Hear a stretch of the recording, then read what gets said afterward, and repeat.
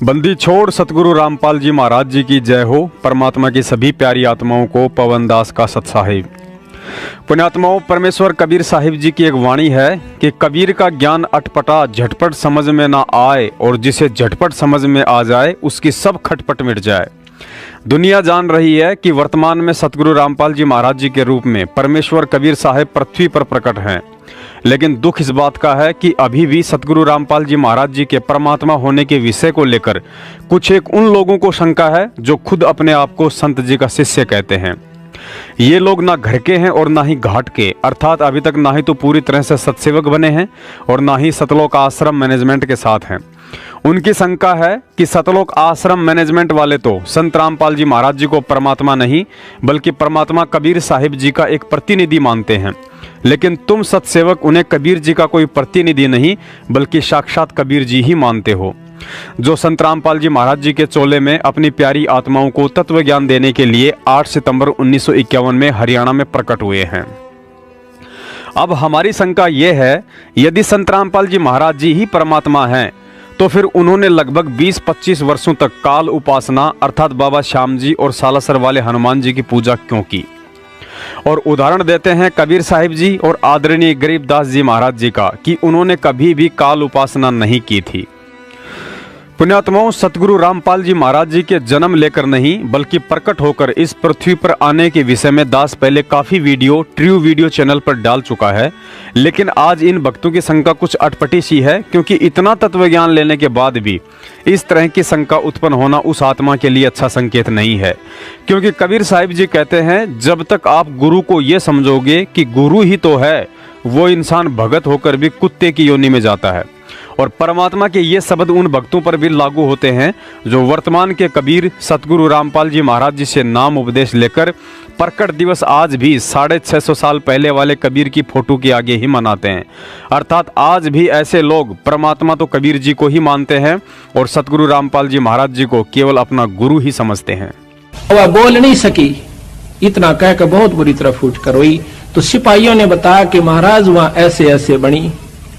वीर सिंह भी कान खड़े हो गए को तेरे की, क्यों जब तक वीर सिंह भी ने सोचा था ये साधारण व्यक्ति होगा, गुरु है तो से।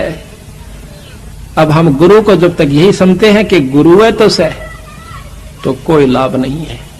कहते गुरु मानस कर जानते वह नर कहीं अंध, फिर महादुखी संसार में आ गए यम के फंद। इतना महाराज ने गुरु को महत्व दिया है। अभी आपको चैप्टर प्रकरण सुनाएंगे, इंसान होगा तो उस बात पर परख जाएगा।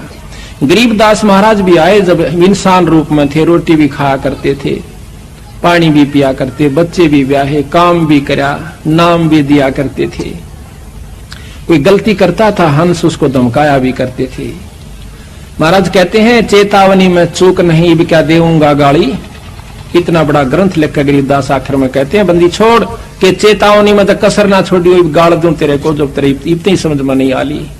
तो इन बातों को सुनकर जो विमुख हो जाते हैं, गुरु की फटकार को सहन सम्मुख सहन करना चाहिए। जैसे हीरा घण पर धर का हीरे की पिछाण है कि घण का ऊपर रख के एरण पर रख के ऊपर से घण मारा जाता है, जो फूट जाता है करच भी हो जाती है वो कच्चा हीरा होता है, और जो सम्मुख चोट सह कन्यों का न्यूरस है तो वो पक्का हुआ पूर्ण कीमत का हीरा हो जाता है। शब्द गुरु की शब्द को, गुरु की चोट को, शब्द की चोट गुरु मारा करे, चाहे वो किसी प्रकार से, चाहे अपने गुस्से में भी कहता नजर आवे, पर उसकी जो निशाना होगा आपका आत्म कल्याण उद्धार ही होगा।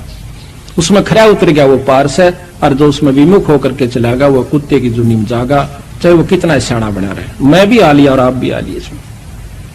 तो इस प्रकार उस वीर सिंह भी चरणों में पड़ गया, बंदी छोड़, मैं पापी जीव था, अभी तक मैं आपको केवल गुरु मान्या मालिक। कहने लगे बंदी छोड़, तने गुरु भी ना मान्या था भी गुरु मान लियो तो ये आपके मन में बात भी नहीं आ सके थी। गुरु और परमात्मा में कोई अंतर नहीं होता, जब तक दो समझ कर चाल ऐसा कबीर साहब कहते हैं वो कुत्ते की जुनी में जागा। पुण्यात्माओं, वर्तमान का समय कलयुग की बिचली पीढ़ी के मोक्ष मार्ग का समय चल रहा है और इस समय के विषय में काल भगवान ने पहले ही तपतशिला पर जोगजीत रूप में कबीर साहिब जी को कह दिया था कि जाओ जोग जीत संसारा, जीव न माने कहा तुम्हारा, जीव तुम्हारा कहा न माने, हमरी ओट ले वाद बखाने। अर्थात कलयुग की बिचली पीढ़ी तक मैं इन जीवों को उल्टी सीधी भक्ति साधना करवाकर इतना भ्रमित कर दूंगा कि उस समय कोई भी जीव आपकी बात सुनने को तैयार ही नहीं होगा। कबीर साहिब जी कहते हैं, कठिन विषम गति रहन हमारी, कोई न जानत है नर नारी। अर्थात मैं अपनी आत्माओं को किस विधि और सोच छल छिद्र करके उन्हें काल जाल से मुक्त करवाता हूँ, उसके विषय में यहाँ के जीव तो क्या खुद काल भी नहीं समझ सकता है। जो पुण्यात्माएं परमात्मा की चाहत में जन्म से ही ब्रह्मा विष्णु महेश जी के कट्टर पुजारी हैं या अन्य देवी देवताओं की साधना को ही उत्तम मानकर दिलो जान से समर्पित हैं, अपनी उन आत्माओं से काल साधना छुड़वाने के लिए परमात्मा को यदि स्वयं भी काल पुजारी बनने की लीला करनी पड़े तो वे जरूर करते हैं। पुण्यात्माओं, यहाँ एक विशेष बात है जो ध्यान में रखनी है। पृथ्वी लोक पर कर्म केवल 84 लाख योनियों में अकेले मनुष्य पर ही लागू होते हैं। उदाहरण के लिए, यदि एक व्यक्ति की मौत किसी जानवर के काटने या हमला करने से हो जाती है तो उस पशु या पक्षी पर उस हत्या का कर्म लागू नहीं होता है। अर्थात ना ही तो उसके ऊपर मुकदमा चलता है और ना ही उसे उम्र कैद या फांसी की सजा सुनाई जाती है और ना ही उस मौत के लिए उसे यमराज दंड देता है, क्योंकि पशु योनि कर्म योनि नहीं बल्कि भोग योनि है जो अपने प्रारब्ध के कर्म को भोग रहे होते हैं।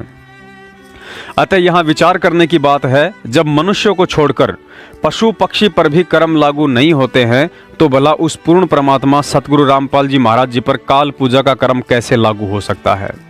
अब आपको बताते हैं, उस कबीर परमेश्वर ने सतगुरु रामपाल जी महाराज जी के चोले में लगभग 20-25 वर्षों तक काल पूजा की लीला क्यों की।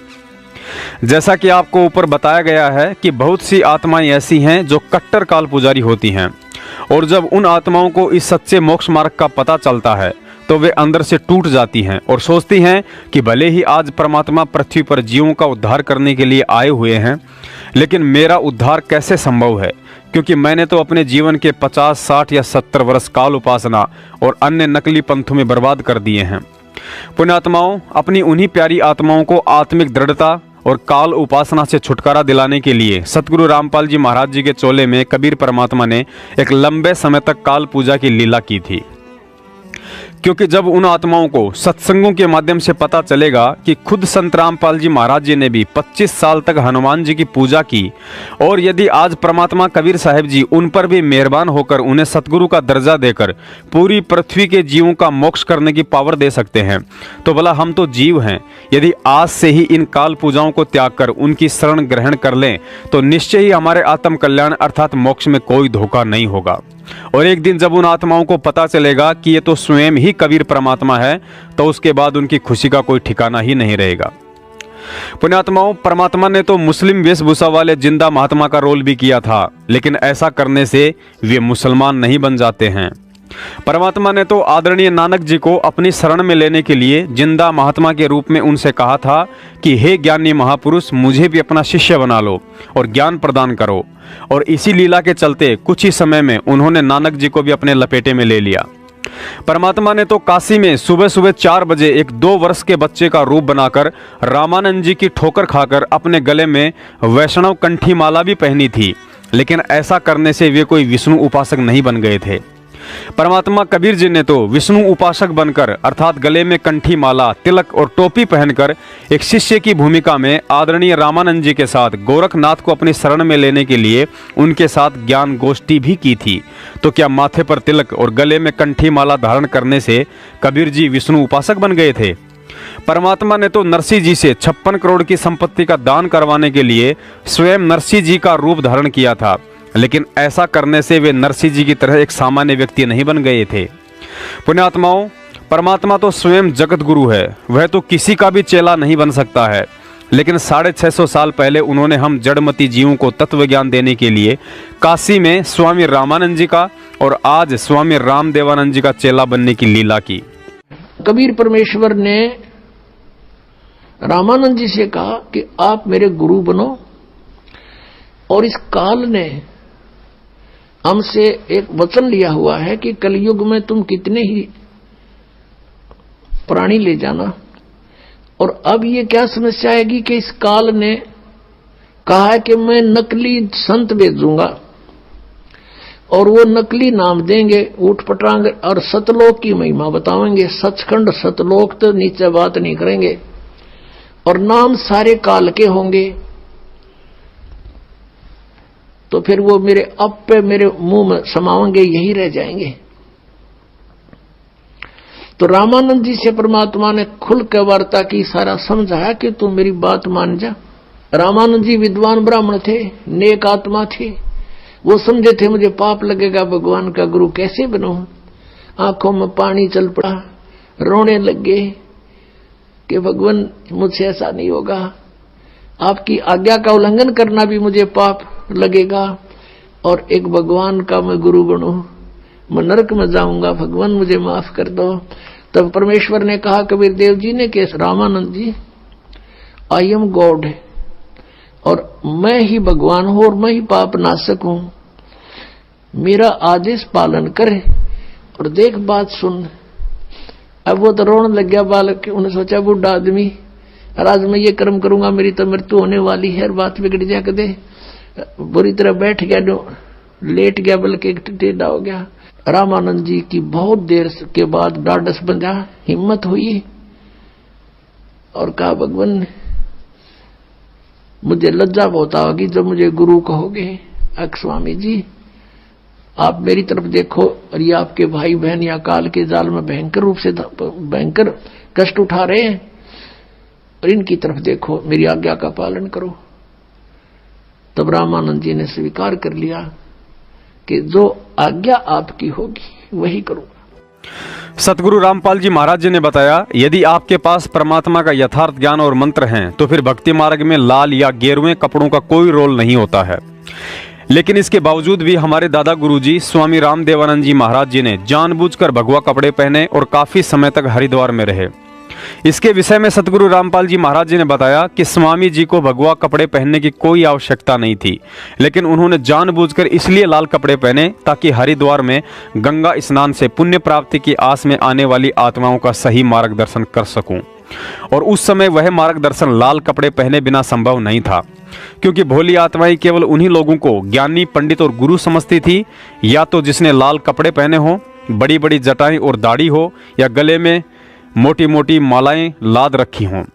अतः अन्य पंडों की भांति लाल कपड़े पहनकर हरिद्वार में बैठने के कारण हमारे दादा गुरुजी कोई पांडे नहीं बन गए थे। ठीक इसी प्रकार सतगुरु रामपाल जी महाराज जी को काल उपासना की भूमिका करनी पड़ी, और ऐसा करने से उन्हें काल उपासक कहने वाला व्यक्ति चाहे भगत हो या जगत, और यदि उसने अपने विचारों में बदलाव नहीं किया तो अंत में कुत्ते की योनि में जाने से नहीं बच सकता है। अतः उम्मीद करता हूँ संत रामपाल जी महाराज जी की इस लीला के पीछे का सारा रहस्य आप जी को समझ में आ गया होगा। यदि नहीं आया है तो अपनी मूर्खता का प्रमाण देते हुए रोहतक और जबलपुर में कबीर प्रगट दिवस मनाते रहो, और सतगुरु रामपाल जी महाराज जी को यूं ही दुखी करते रहो। सत साहेब बंदी छोड़ सतगुरु रामपाल जी महाराज जी की जय हो।